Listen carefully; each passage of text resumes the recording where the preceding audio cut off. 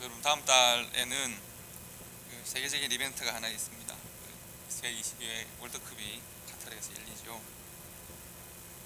어, 축구에 관심 있는 분들은 아마 아실 테고, 그런 분들은 그게 뭐야 하실 수도 있는데, 저는 아주 기대에 차 있습니다. 70년대에 제가 초등학교를 보냈기 때문에 아주 그때는 뭐 한국 대표팀이 월드컵에 참여하기가 힘들었죠. 지역 예선에서 번번이 탈락했었습니다. 그때를 생각해 보면 아마 여러분 모르시는 분들이 많을 텐데 박스컵이라는 것이 있었습니다. 기억나십니까? 박스컵은 뭔가 하면 정확하게 말하면 박 대통령 배 쟁탈 아시아컵 대회였습니다. 그러니까 그 말레이시아에는 메르데카컵이 있고 태국에는 킹스컵이 있어서 아시아의 세계 큰 대회 중에 하나였습니다. 그래서 저는 그때 어릴 때 아무도 몰랐기 때문에 박스컵과 월드컵이 동급인 줄 알았습니다. 아주 어리석은 것입니다. 그래서 한국팀이 그때 하랑, 충무 두 팀이 있었지 않습니까? 국가대표 1진과 2진이 있었습니다. 그래서 두 팀이 늘 같이 참여를 하는데 충무팀은 보통 뭐 좀 성적이 좀 낮았지만 하랑팀은 늘 새 대회에서 메르데카컵, 킹스컵, 박스컵에 우승 아니면 준우승이었습니다. 준우승을 하면 못했다 그럴 정도로 우승을 밥 먹듯이 했습니다. 어린 마음에 왜 이렇게 우승을 잘하는데 월드컵은 왜 못하지? 이 생각을 했어요. 그리고 아나운서들이 모든 축구 경기를 다 봤기 때문에 아나운서들이 늘 하는 말이 한국 축구의 수건은 월드컵 본선에 진출하는 것이다. 이렇게 우승을 많이 하는데 왜 그렇지? 이런 생각을 어릴 때 했던 기억이 있습니다. 저는 나름 제 축구에 대한 제 생각을 말씀드리면 저는 한국 축구가 차범근이라는 사람을 기준으로 나뉜다고 생각을 합니다. 동의 안 하셔도 좋습니다. 1976년에 제가 초등학교 4학년 때였는데 박스컵이 열렸는데 말레이시아와 예선을 했습니다. 말레이시아가 늘 한국 축구가 이제 뭐 월드컵 본선으로 가는 걸 가로막던 팀이었죠. 아르무감이라고 기억나십니까? 골키퍼가 기가 막혔습니다. 그 대회를 했는데 경기를 했는데 4대1로 지고 있었습니다. 후반 37, 8분까지 4대1이라면 큰 숫자, 극복할 수 없는 숫자죠. 후반전 거의 마지막이 10분도 안 남았는데 가슴이 터질 것 같은 감격적인 순간이 뭐였냐면 어린 마음에 막 날뛰고 그랬어요. 6분 만에 자봉원 선수가 3골을 넣은 6분 만에 3골을 몰아 넣어가지고 비겼어요. 그때는 아직도 피아노 옆에 있는 우리 TV 있는 방에서 제가 날뛰던 기억이 아직도 있어요. 너무 감격스러웠던 자봉근은 거의 신적인 존재였어요. 그 선수가 독일에 가서 그 사람의 다큐멘터리를 보면 독일에 가서 자기가 놀란 것이 있다. 독일 축구가 너무 잘하더라고. 그때 당시 세계 1등이었으니까 축구를 정말 잘해서 놀란 것이라기보다는 축구를 하는 문화에 대하여 놀랐다는 거예요. 그러니까 자기는 아주 어릴 때부터 축구를 좋아하고 문학도 신체적인 조건이 탁월해서 축구를 했는데 자기가 축구에 대한 기억은 공을 찼던 기억과 맞았던 기억밖에 없는 거예요. 초등학교 어릴 때부터 축구를 했는데 늘 선배들로부터 맞고 못하면 맞고 잘하면 맞았어요. 게임에서 지면 맞고 이기면 또 맞았어요. 그러니까 코치라는 분들과 선배들은 늘 후배들, 학생들을 때리고 체벌하면서 운동을 했다는 거죠. 독일에 가보니까 국내에 홍할 만한 조그만 아이들로부터 고등학생들까지 자기들의 리그가 있어서 그 초원에서 공을 재밌게 차더라고요. 모든 축구하는 그 경기에 뛰는 사람들이 다 선수가 되어야 되는 건 아니니까 그 중에서 소질이 있는 사람, 원하는 사람들은 개발을 해서 좋은 선수가 되고 또 축구를 즐기는 사람이 되면 되니까 즐겁게 공을 차고 운동하고 또 격려하고 골을 못 넣으면 못 넣은 대로 박수를 받고 지면 또 박수를 받고 하는 문화를 보면서 이렇게 해야겠다 생각을 했다는 거죠. 그래서 그가 맨 처음 선택한 것이 독일에서 돈을 벌어 한국으로 돌아와서 자범근 축구 교실을 열었다는 거예요. 그리고 그와 비슷한 축구 교실들이 열리면서 지금 우리가 미국 사회 속에 살면서 아이들 리그 같은 것들을 한국에서 하게 되고 새로운 축구를 다른 문화 속에서 축구를 하는 세대가 성장하기 시작한 거죠. 지난주에 스페인 마르요카에서 뛰는 이강인 선수가 결승골을 넣었어요. 발렌시아라는 잘하는 팀과 게임을 해서 결승골을 넣어서 와 축하를 받았는데, 이 이강인 선수는 어떤 선수인가 하면 한국에서 그런 조그만 아이들의 리그를 TV 중계를 했어요. 그래서 뭐 골 어떤 뭐 그런 TV 중계에 나와가지고 거기서 축구하는 그 아이들 프로그램에 나와서 골을 넣고 좋아하던 5살 6살 되는 꼬마가 있어요. 그 아이가 축구를 즐기고 소질이 개발되어서 세계 제일 잘한다는 스페인에 가서 스페인 리그에 뛰고 있는 모습을 우리가 보는 것이죠. 우리가 잘 아는 손흥민 선수도 축구를 맞으면서 배운 직구는 아니에요. 아버지의 보호 속에서 아버지가 계속 동기부여를 해서 열심히 훈련을 하고 전혀 다른 문화 속에서 축구를 배운 것입니다. 그렇게 생각해 보면 제가 중학교를 동래 중학교라는 부산의 학교를 갔었는데, 동래 중학교는 운동장이 굉장히 넓습니다. 운동장 반을 갈라서 축구 경기를 2개를 해도 되는 큰 운동장이 있습니다. 운동장 한쪽 끝에 한 20명 정도 들어갈 수 있는 건물이 하나 있는데 음산합니다. 왜 음산한가 하면 뭐 건물 색칠도 그렇지만 늘 그 앞에, 그 건물을 볼 때마다 그 앞에는 누군가는 벌을 쓰고 있었어요. 누군가는 엎드려 버쳐 있고, 누군가는 엉덩이를 매질하고 있고, 누군가는 누구를 차고 있는 모습을 늘 봤습니다. 내 친구들이 축구부 친구들이 많았는데 축구로 성공한 친구가 거의 없습니다. 왜냐하면 생각하는 중에 공부를 안 하기 때문에 사고를 치거나 아니 부상을 당하거나 탈락하거나, 중학교를 3년 졸업하는 것이 아니라 4년 5년 다니는 아이들도 절비했어요. 지나가지 못하니까 절비했었고, 뭐 그래서 딱 한 친구가 프로 선수까지 되는 것을 봤고, 나머지 선수들은 어디로 갔는지 모르는 것이죠. 늘 우울한 모습으로 점심시간 때까지만 4교시까지 수업을 하고 점심시간부터는 없어져서 보면 오후에는 늘 축구를 하는, 그렇게 열심히 축구를 하는데도 운동선수로서의 생활을 계속 할 수 없는 일들이 많았던 것이죠. 제가 요즘 국가대표 선수들 경기를 볼 때마다 지기도 하고 이기도 하는데 늘 제 친구들 생각이 납니다. 늘 우울한 표정으로 축구를 하고 야구방망이 늘 들고 다니던 코치 선생님들 기억도 나고 그렇습니다. 생각해보면 한국의 일본의 군국주의 문화가 한국 학원 문화로 자리 잡고, 또 군사 문화가 학원 문화에 자리 잡고, 일본의 군국주의 문화와 군사 문화가 가장 영향을 치명적으로 미친 것이 바로 학원 스포츠가 아닐까 생각을 합니다. 학원 스포츠에는 늘 몽둥이와 매질과 욕설과 잘해도 못해도 매를 맞는 일들이 있었다는 생각이 들고요. 만약 그 친구들이, 제 친구들이 어릴 때부터 웃으면서 즐겁게 운동하는 법을 배웠으면 어떻게 됐을까? 운동으로 잘하지 못해도 괜찮다는 말을 들었으면 어땠을까라는 생각을 합니다. 그런 생각을 하면서 월드컵을 기다립니다. 이번에 월드컵에서 뭐 좋은 결과가 있으면 좋겠다는 생각도 하고, 좋은 결과가 없으면 어떻습니까? 수많은 나라가 있고 그중에 우리가 한 나라이고, 우리가 못하면 다른 나라가 잘할 것이고, 다만 적어도 최소한 월드컵 16강에 들어가기 전에 3경기라도 한국보다 잘하는 나라들이 대부분이거든요.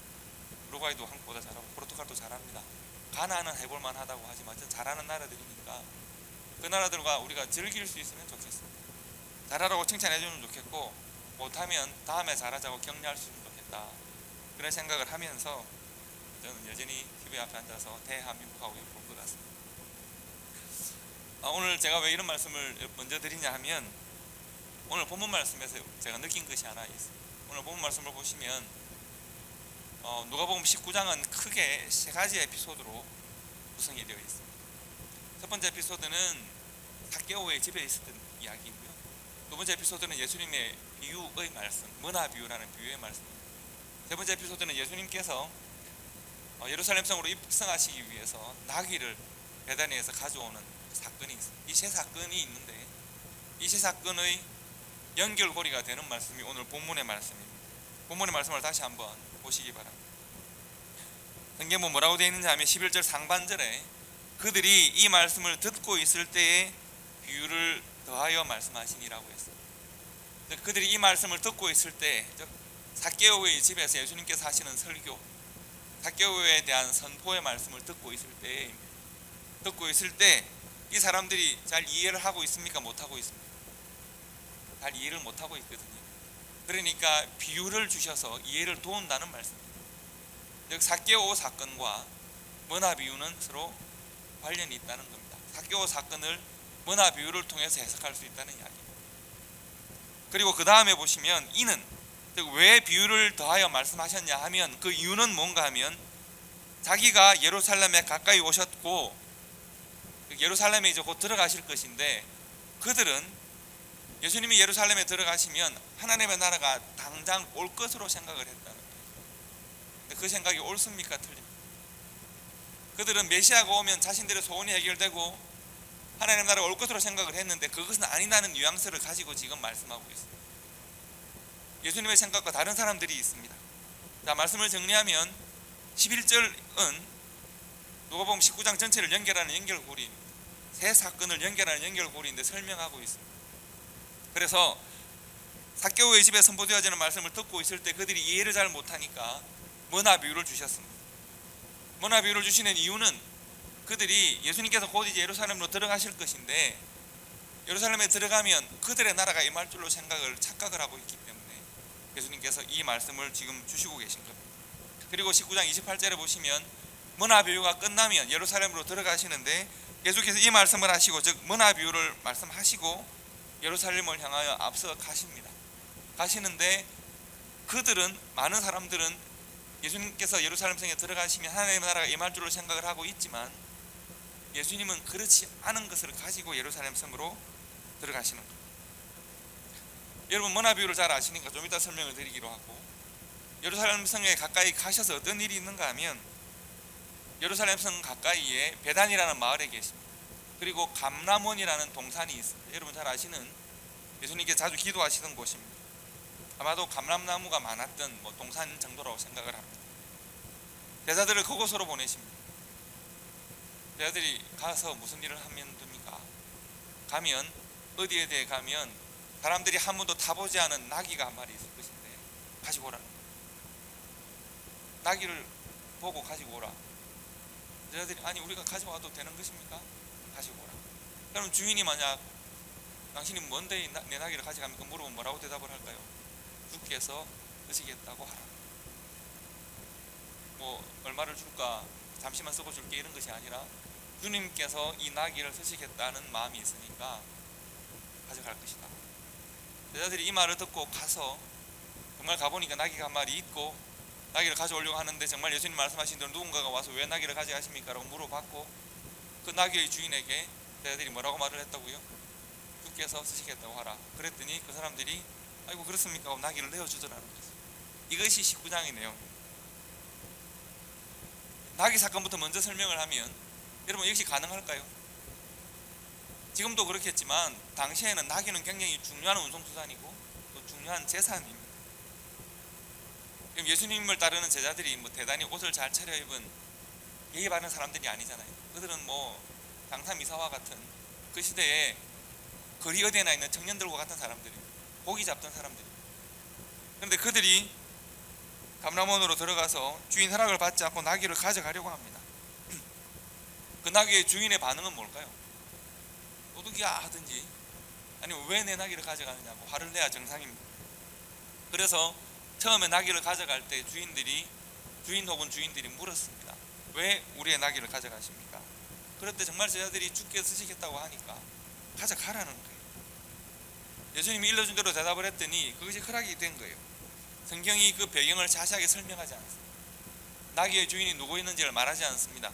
다만 우리가 추측할 수는 있습니다. 말씀드린 대로 베다니는 예루살렘에 가까운 마을이고, 베다니는 누구의 마을입니까? 나사로와 마리아와 마르다의 마을입니다. 예수님이 자주 들르시던 곳입니다. 그곳에 계시면서 미리 말씀하셨던 감람산에도 자주 기도하셨기 때문에 예수님께서 그들에게 말씀하신 대로 그들이 행하였더니 기꺼이 자신의 나귀를 줄 수 있는 예비되는 사람들이 그곳에 있었다는 것이죠. 어떤 사람들일까요? 여러분 예수님께서 부활하시고 승천하시고 난 다음에 마가의 다락방에서 모임을 시작할 때 수백 명의 사람들이 모이지 않습니다. 여기 예수님의 제자들 12명 외에도 그때는 예수님을 따르던 많은 무리들이 있었던 것을 우리가 추측할 수 있고, 베다니 특히 예수님이 자주 가시고 사랑하셨던, 그리고 죽었다가 살아나는 것을 본 수많은 사람들이 예수님을 따랐던 것으로 추측할 수 있습니다. 그러니까 12제자의 이름을 올리지 않았지만 또 제자들이 많이 있었던 것이고요. 아마도 그들 중에 한 사람이었을 것입니다. 그들 중에 한 사람이 예수님께서 말씀하신 하나님의 나라를 기다리는 그들 중에 한 사람이 있었는데, 그런데 예수님께서 그것을 아시고 그곳에 가면 그에게 낙이 있음을 아시고 제자들을 보내었고, 그가 기꺼이 자신의 가장 소중한 재산 중에 하나인 나귀를 주님이 쓰시겠다는 말 한마디에 헌신할 수 있었다는 것입니다. 그렇다면 이 나귀 사건과 머나 비유는 어떤 관련이 있을까?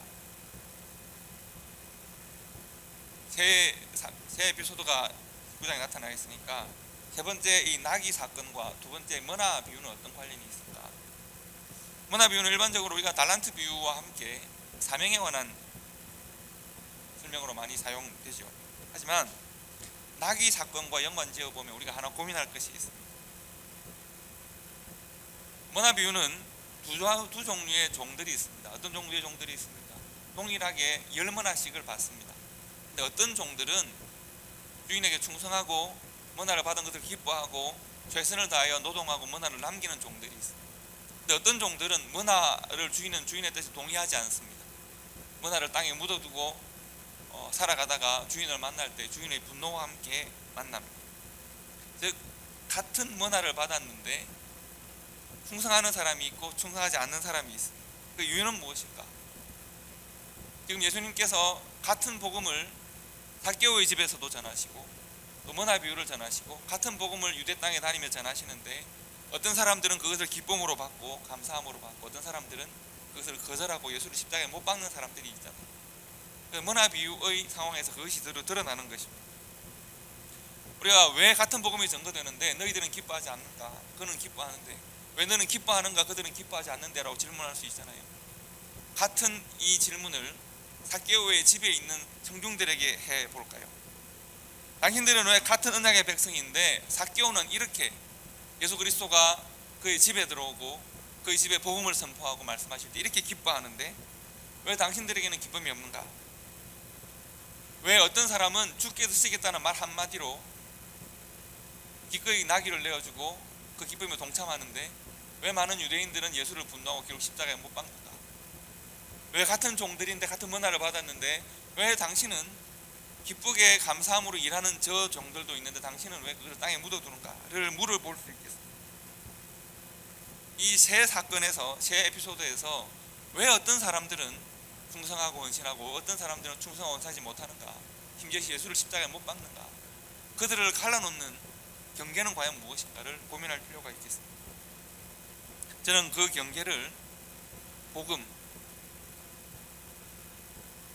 예수 그리스도의 복음에 대한 그들의 영적 정서적 반응에 있다고 생각합니다. 그들의 공통점은 무엇이고 그들과 반대편에 있는 자들의 공통점은 무엇인가? 예수님께서 이 세상에 아기 예수의 모습으로 오셨을 때 세상은 결국 두 가지 반응을 보입니다. 도마의 박사들, 들에서 양을 치던 목자들, 평생 메시아 만날 것을 기다렸던 시므온과 안나라고 하는 선지자들, 예수의 길을 예비하는 사명을 받았던 세례요한의 아버지, 어머니 엘리사벳과 사가랴, 혹은 예수 그리스도의 어머니 아버지 요셉과 마리아, 그들 모두는 예수가 탄생하고 이 땅에 내려오시는 것을, 메시아로 오시는 것을 기뻐했습니다. 기뻐하고 즐거워했습니다. 그리고 천사들도 천부 천사들이 명령하기를 기뻐하고 즐거워하라고 했습니다. 기뻐하고 즐거워하라. 그들은 예수 그리스도라는 메시아를, 복음을, 세상에 선포되어진 하나님 나라의 복음을 그들은 만나고 즐거워했습니다. 심지어 그 복음을 받았을 때 내 삶에 치명적인 손해가 발생하고 나의 심장을 칼로 찌르는 고통이 나한테 임한다고 할지라도 나는 그것을 기쁨으로 받았습니다. 그러나 모든 사람이 기쁨으로 받지는 않죠. 대부분의 사람들은 그것을 복음을 기쁨으로 받지 않습니다. 헤롯을 비롯한 많은 유대 사회의 선생들은, 교사들은, 율법사들은 당황했습니다. 많은 유대의 청중들도 당황했습니다. 메시아를 통해서 하나님 메시아를 보내시면 나의 모든 필요와 나의 모든 소원이 해결될 것이다. 하나님은 나의 필요와 소원을 해결할 것이라고 생각했던 사람들이 예수 그리스도를 통하여 복음을 만났는데 그 복음은 나의 필요를 해결하는 것이 아니라 하나님의 뜻이 내 삶에 이루어지기를 원하는 복음이었습니다. 그들은 나의 소원을 해결해 주지 않는 메시아에 대하여 분노합니다. 일반적인 의미에서 그들에게 믿음이 없었는가? 그들에게 지식이 부족했던가? 그들이 이스라엘 백성이 아니었던가? 그것은 아닙니다. 예수님께서 삭개오의 집에 선포하신 말씀을 보면 예수님께서 뭐라고 말씀하시냐면 삭개오도 아브라함의 자손이지 않느냐라고 말씀합니다. 누가 아브라함의 자손인 것처럼? 너희들이 아브라함의 자손이라고 스스로 구원받은 백성이고 아브라함의 자손이라고 너희 스스로 생각하는 것처럼 삭개오도 그렇단다. 삭개오도 아브라함의 후손이란다라고 말씀하잖아요. 다른 말로 하면 그들 스스로가 아브라함의 자손이자 믿음의 후손이자 약속의 대상이라고 굳게 믿고 있습니다. 지식이 부족한가? 그렇지 않습니다. 그들은 지식으로 충만합니다.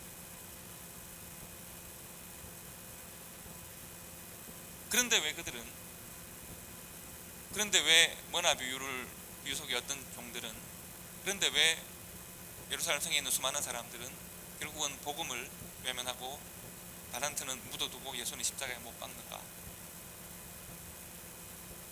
누가복음 19장 6절과 7절이 그것을 잘 설명해 줍니다. 성경을 한번 다시 한번 볼까요? 누가복음 19장 6절과 7절 말씀 보면 이렇게 되어 있습니다. 급히 내려와, 누가 급히 내려왔을까요? 삭개오가 그 돌가므람나무 혹은 뽕나무로부터 급히 내려와서 즐거워하며 영접하거늘. 누구를요? 예수 그리스도의 복음을 즐거워하고 영접합니다. 그런데 많은 사람들이, 청중들이 보고 수군거리고 이릅니다. 저가 죄인의 집에 유하러 들어갑니다. 그들은 누구를 죄인으로 취급합니까? 삭개오를 죄인으로 취급합니다. 그들의 생각에는 삭개오는 복음과 아무런 관련이 없습니다. 그들은 이미 삭개오를 정죄했습니다. 그리고 삭개오의 집에 들어간 예수를 함께 정죄합니다. 오늘 이 6절과 7절 말씀에서 예수 그리스도의 복음이 삭개오의 집에 혹은 그들에게 임했을 때 두 가지 영적인 반응을 우리가 볼 수 있습니다. 삭개오는 어떻게 반응했다고요?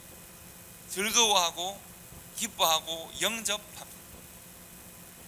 그런데 청중들은 어떻게 반응했다고요? 분노합니다. 정죄합니다.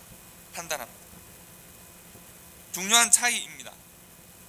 영적 정서적 반응의 차이, 즐거움의 차이입니다. 삭개오는 예수님이 우리의 마을에 오시는 것을, 예수와 내가 눈을 맞추는 것을, 예수의 복음이 나에게 들어오는 것을, 예수의 복음이 우리 집에 들어오는 것을, 우리의 집에 복음이 가득 차고 내 마음에 복음이 가득 차서 내 속에 있던 더러운 것들이 가득 찬 복음에 밀려서 떨어져 나아가는 것을 기뻐합니다. 감사합니다. 예수 그리스도의 말씀이 내 마음에 찾아와서 나에게 믿음을 허락할 때 내가 기뻐합니다. 그 말씀으로 말미암아 내가 변화되지 않을 수 없는 그 변화를 내가 기뻐합니다.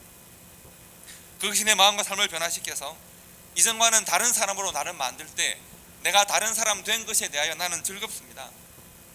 그 다른 사람 되는 것이 나에게 얼마나 큰 손해를 안겨주고, 내가 그렇게 손가락질 받으며 욕 들어가면서 모았던 모든 재산이 나로부터 다 빠져나갈지라도 나는 그것이 즐겁습니다. 왜 그렇습니까? 예수로 말미암는 기쁨이 나에게 있습니다. 내가 이전에 말하던 나의 소원과 필요를 잃어도 즐겁습니다. 나는 메시아를 만났고 그 메시아로부터 세상의 그 무엇과 바꿀 수 없는 귀한 보화가 내 안에 메시아로 자리 잡았기 때문에 내 집에 찾아오시고 내 삶의 중심에서 메시아가 나를 향하여 선언하시는 그 선언을 내가 만났기 때문에 나는 기쁘고 즐겁습니다. 누가복음 19장 9절 10절 말씀을 보시면 이렇게 되어 있습니다. 오늘 구원이 이 사람 삭개오와 이 집에 이르렀는데 이 사람이 아브라함의 자손이다. 인자가 온 것은 잃어버린 자를 찾아 구원하러 왔다. 내가 온 것은 바로 이 삭개오를 위하여 왔다. 너희들은 죄인이라고 손가락질하는 바로 이 사람의 복음으로 말미암는 변화를 위하여 내가 찾아왔다. 삭개오가 지금 누리는 이 기쁨, 삭개오의 마음이 벅차올라서 터질 것 같은 이 기쁨이 요셉과 마리아의 기쁨이었고, 사가랴와 엘리사벳의 기쁨이었고, 시몬과 안나의 기쁨이었고, 그리고 삭개오의 기쁨이고, 그리고 여러분과 저의 기쁨이 되어야 하는 것입니다.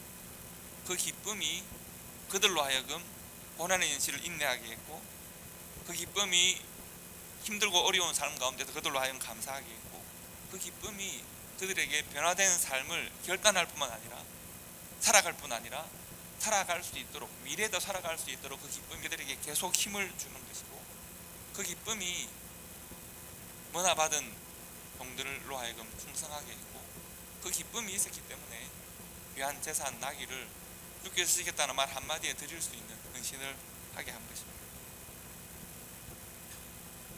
여러분, 지난주에 지금 기억도 오신 분들은 지난주에도 사개오 말씀으로 황생기 선교사님이 선교란 무엇인가를 설명하셨습니다. 기억나십니까? 제가 이제 말씀을 들으면서 오늘 말씀이 제가 찾아왔습니다. 딴 생각한 건 아닙니다. 말씀을 잘 들었는데 들으면서 이 생각이 났다는 이야기. 왜냐하면 여러분 기억하시면 한 5년쯤 전에 황생기 선교사님이 이렇게 오셨어요. 4년 5년 전에 오셔가지고 그때 황생기 선교사님의 제가 생각할 때는 선교의 고비였습니다. 많이 힘들어하셨습니다. 제가 그때 개인적으로 나바오를 방문했을 때 그런 말씀하셨어요. 과연 나는 나바오가 좋아서 왔는데 과연 내가 나바오에 좋은 사람일지 모르겠다 고민하셨어요. 그리고 내가 과연 계속 이 일을 할 수 있을지 모르겠다 고민하셨어요. 그리고 그때 또 다른 지역에 이제 해석교회가 시작되는 것을 그때도 말씀하셨거든요. 그것 하나가 자기의 큰 위로를 주고 어떤 의미가 있었는데, 정작 자기 자신이 헌신하고 있는 이 카프마인에는 열매가 보이지 않고 너무 힘들어 하셨는데, 근데 지난주에는 여러분 느끼셨을 텐데 굉장히 좋으셨죠. 굉장히 용기백배하시고 굉장히 뭐랄까 의욕에 가득 찬, 새로운 비전에 대한 의욕이 많았던 모습을 보여주셨어요. 저는 그 참 좋았습니다. 고비가 있는 것입니다. 당연히 늘 에너지가 가득 차 있을 수는 없으니까 때로는 그럴 수도 있고 때로는 이럴 수 있으니까. 다만 이제 제가 좋았던 것은 우리 교회와 잘 소통하고 있는 모습에 우리가 좋은 영향을 계속 드릴 수 있고, 또 황생기 선교사님의 선교 현장이 우리들에게 영향을 주고 있기 때문에 감사하고 좋았습니다. 그리고 4개월을 통해서 이제 선교가 무엇인가를 말씀을 나눌 때 제가 집중하여 보았던 말씀이 6절과 7절 말씀이었습니다. 황생기 선교사님이 그러면 3, 4년, 4, 5년 전에는 그렇게 힘들었다가 팬데믹이라고 하는 더 힘든 시간이 지난 거잖아요. 그런데 왜 지금은 더 좋아졌을까? 갑자기 막 사명에 충만해지고 갑자기 선교에 대한 새로운 사명이 막 생겼을까? 저는 제가 그저 해석하기를 그런 생각을 했어요.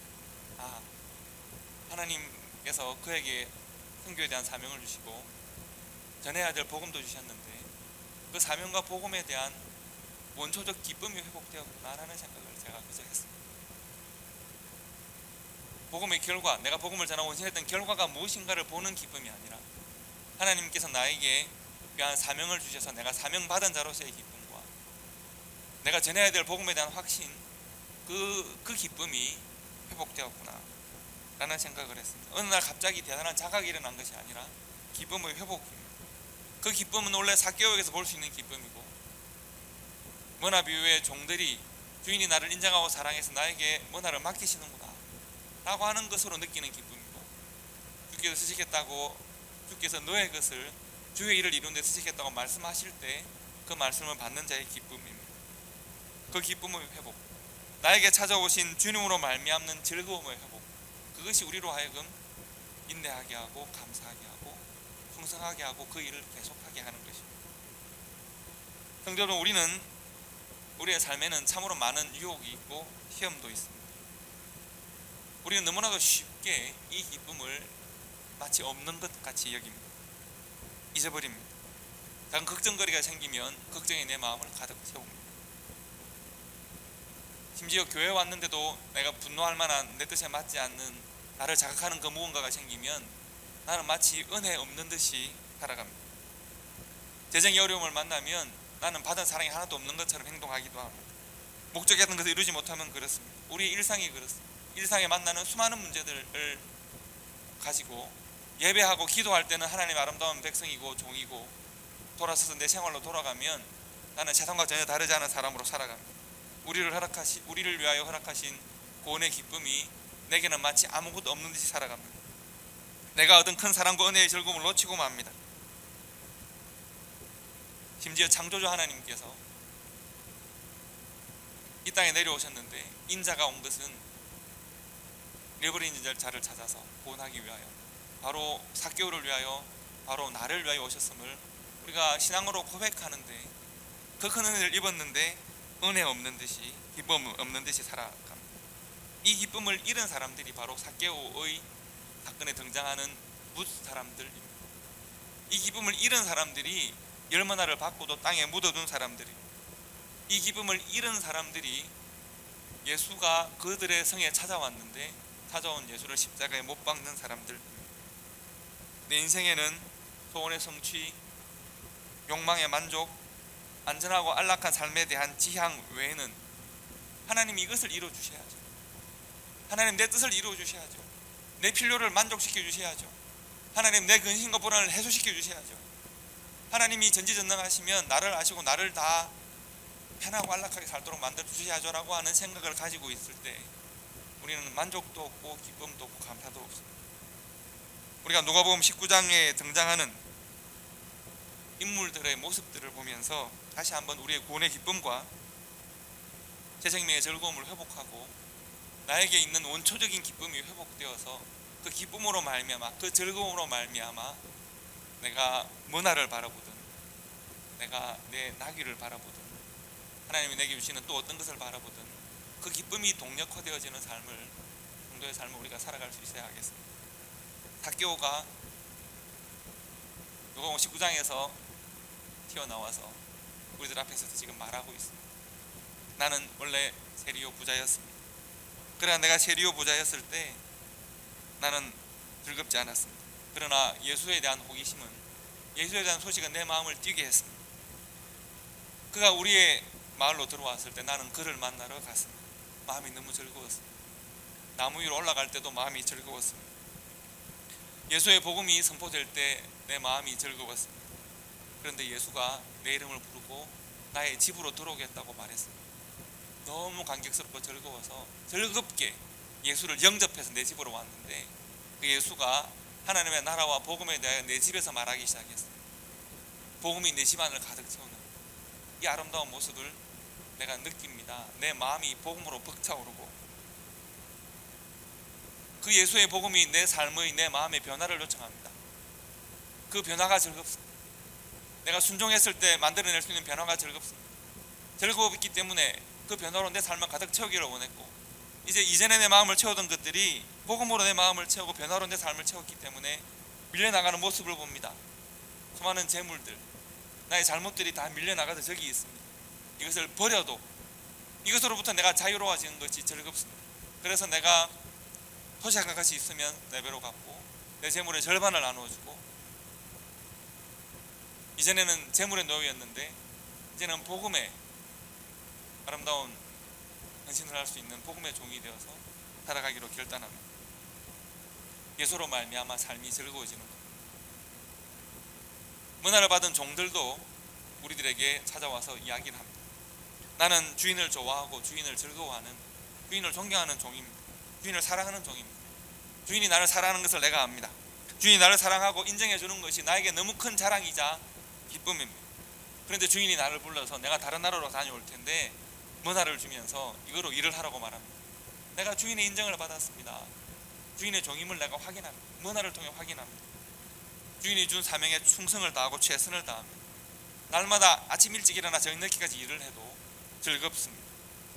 주인의 것을 사용해서 주인의 것을 남깁니다. 내가 열심히 일한 결과는 주인의 것입니다. 즐겁습니다. 주인이 찾아와서 나의 즐거움을 주인이 함께 즐거워하고 주인이 말을 하기를 더 큰 즐거움에 참여할지어다 말합니다. 너무 즐겁습니다. 또 한 제자가 말합니다. 나는 예수의 숨은 제자입니다. 12명의 제자에 들지 못하고 예수와 함께 유대전쟁을 다니지 못하지만 나는 이곳에 살고 있습니다. 나는 예수를 알고 그의 복음을 듣고 믿는 것이 즐겁습니다. 그런데 예수가 제자들을 보내어서 나의 소중한 재산을 예수의 사역에 쓰고자 합니다. 감사한 일입니다. 내 것이 예수의 것이 되고 내가 예수께 속했습니다. 그것을 확인하는 과정입니다. 그래서 감사합니다. 즐겁습니다. 예수의 뜻이 세상에서 이루어질 것이고 예수의 목적은 내 삶에서도 이루어질 것입니다. 그래서 감사하고 즐겁습니다. 이것이 19장에서 삭개오를 통해서 문화비유를 통해서 나귀 사건을 통해 우리들에게 하시는 각각 그들을 통해 예수님께서 우리에게 주시는 말씀입니다. 그리고 우리가 2022년 이 사건으로부터 2000년 지난 다음에 우리가 우리 자신들에게도 물어야 합니다. 우리 자신들에게 스스로 일어나서 우리 자신들에게 질문해야 합니다. 지금은 2022년 10월, 오늘이 23일 맞습니다. 나는 교회이고 나는 성도입니다. 내가 나에게 질문해야 합니다. 하늘로부터 시작되었고 예수에게서 말미암은 그 즐거움, 그 기쁨은 내 삶에서도 계속되고 반복되고 있습니다. 나는 복음을 기뻐하는 사람입니다. 나는 복음이 즐겁습니까? 나는 복음이 내 삶에 들어와서 나에게 말하는 것이 즐겁습니까? 그 복음이 나의 변화를 요구할 때 그 변화가 즐겁습니까? 그 변화의 결과가 때로는 나의 성장과 충돌하고, 때로는 나의 이익과 충돌하고, 때로는 나의 감성과 충돌해도 나는 그것을 즐겁게 받아서 순종할 수 있습니다. 그래서 나는 복음이 만들어내는 삶의 변화, 마음의 변화, 그 열매를 기뻐하고 즐거워하면서 나는 이 변화를 문화로 하나님께 드릴 수 있는 사람입니다. 나는 복음을 즐거워하고 복음으로 인한 내 마음과 삶의 변화를 기뻐하고 그 복음에 대하여 헌신하고 순종하는 성도이자 교회이자 하나님의 자녀입니다. 복음으로 인한 즐거움이 내 삶을 움직이고 내 마음을 움직이고 세상을 움직이는 힘으로 우리의 삶에도 있습니까? 이것을 우리 자신들에게 물어볼 수 있어야 하겠습니다. 오늘 삭개오를 통해서, 문화를 통해서, 나귀를 통해서 우리 주님께 주시는 복음으로 인한 기쁨과 즐거움이 너에게도 있느냐? 이들에게 있었던 그 즐거움과 기쁨이 너에게 있느냐? 복음으로 인한 기쁨과 즐거움이 없었던 그들과 같지 않느냐를 묻고 있습니다. 우리에게 복음의 기쁨이 회복되기를 바랍니다. 복음으로 인한 삶의 변화를 기뻐하는 성도 여러분들 초대교회가 되기를 바랍니다. 그래서 그 기쁨으로 더욱 서로를 섬기고 그 기쁨으로 하나님을 섬기고 그 기쁨으로 세상의 변화를 함께 만들어내는 초대교회와 성도가 되시기를 주님의 이름으로 축복합니다. 기도하겠습니다.